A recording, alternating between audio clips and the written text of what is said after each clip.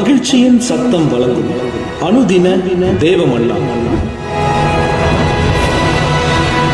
Voice of Joy presents Daily Manna by Reverend A. Benedict. Praise the Lord.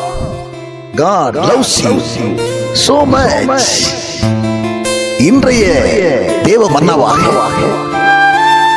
31 சங்கீதம் 21 கர்த்தர் அரணான நகரத்தில் எனக்கு தமது கிருபையை அதிசயமாய் விளங்க பண்ணினபடியால் அவருக்கு ஸ்தோத்திரம். இன்றைய மன்னாவின் தலைப்பு தமது கிருபையை அதிசயமாய் விளங்க பண்ணுகிற தேவன்.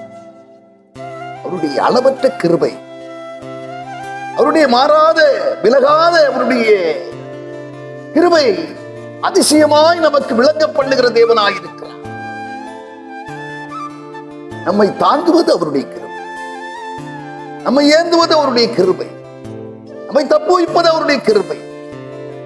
வேதம் சொல்லுகிறது, நாம் நிற்பதும் நிர்மூலமாகாதிருப்பதும் அவருடைய சுத்த கிருபையாயிருக்கிறது. அவருடைய கிருபை பெரிதாயிருக்கிறது. அவனை கேட்கிற அருமையான தேவச்சனமே, பாவிகளாயிருந்த நம்மை நீதிமானாக்கியது அவருடைய கிருபை. ரோமர் 3 அதிகாரம் 23, 24 வார்த்தைகள் சொல்லுகிறது, எல்லோரும் பாவம் செய்து தேவ மகிமையற்றவர்களாகி இலவசமாய் அவருடைய கிருபையினாலே நீதிமான்கள் ஆக்கப்பட்டதாக வேதம் சொல்லுகிறது. ஆம், அவருடைய கிருபை. அக்கிரமங்களினாலும் பாவங்களினாலும் மரித்தவர்களாயிருந்து நம்மை அவருடைய கிருபை உயிர்ப்பித்தது. இதை கேட்கிற அருமையான தேவச்சனமே, அவருடைய கிருபை நம்மை எப்போது சூழ்ந்து கொண்டிருப்பது நமக்கு அவசியமாகிறது. அளவற்ற அவருடைய கிருபை ஒவ்வொரு நாளும் நம்மை சூழ்ந்திருக்கட்டும். அவருடைய கிருபையிலே நெல்லுங்கள். அவருடைய கிருபையை மாத்திரம் இழந்து போகாதபடிக்கு நீங்கள் உங்களை தற்காத்துக் கொள்ளுங்கள். மலைகள் விலகினாலும் பர்வதங்கள் நிலை பெயர்ந்தால் என் கிருபை உன்னை விட்டு விலகாமலும் சமாதானத்தை உடன்படிக்கை நிலை பெறாமலும் இருக்கும் என்று மனதிற்கும் தேவன் சொல்லுகிறார் என்று நாம் வார்த்தையிலே வாசிக்கிறோம் அல்லவா? கேட்கிற அருமையான தேவச்சனம், நிச்சயமாய் அவருடைய கிருபையை நமக்கு விளங்க பண்ணுகிற கர்த்தர். இந்த கிருபையிலே நிலைத்திருங்கள்.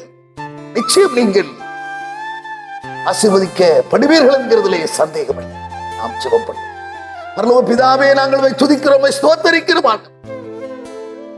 உம்முடைய அதிசயமான கிருபை ஒவ்வொரு நாளும் ஆண்டவரே வார்த்தை கேட்டுக்கொண்டிருக்கிற ஒவ்வொரு பிள்ளைகள் மேல் விளங்க பண்ண வேண்டும் என்று ஜெபிக்கிறேன். எண்ணுவதற்கு நினைப்பதற்கு மேலாய் காரியங்களை வாய்க்க பண்ணுகிற சர்வவல்லமையுள்ள கர்த்தர், மரபே நிழலிலே நாங்கள் எப்போது தங்கியிருந்து உடைய கிருபையில நாங்கள் நிலைத்திருக்க எங்களுக்கு பேருதவி செய்ய வேண்டும் என்று கர்த்தர் அப்படி ஜெபிக்கிறோம். இயேசு கிறிஸ்து மூலம் ஜெபிக்கிறோம் நல்ல பிதாவே. ஆமென்.